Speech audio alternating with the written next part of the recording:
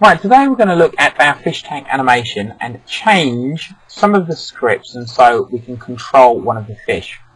First thing I'm just going to do is just remind you of what the animation currently looks like. If I click the green flag, there it is moving around and this is happening automatically. And click stop. What we're going to do is pick one of the fish to control the keyboard. I'm going to pick the yellow one. I've clicked on the yellow one, we can see it at the top. I don't need this bit anymore because this is the automated bit, so I'm going to dump that and just delete it. I'm going to go to control. I'm going to choose this program block, which is when space key pressed, something's going to happen. Now I can click here and change it.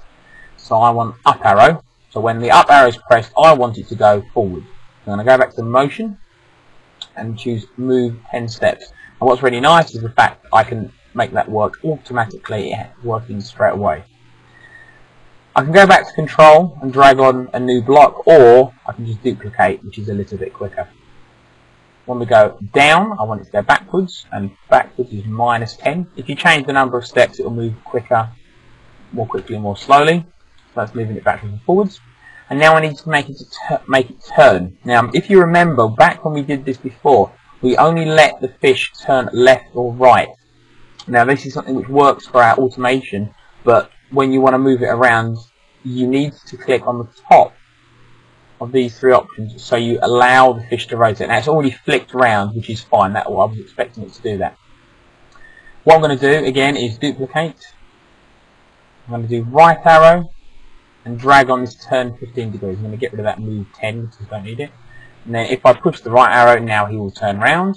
He can't move back the other way yet, so I'm going to duplicate this again and do left arrow.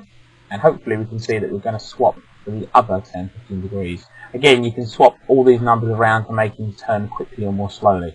And so now, my fish is moving around the tank. Now there's not much you can do about it turning upside down, unfortunately, but it still works. So now if I click the green button, the rest of the fish start moving and I can control my fish moving around the tank.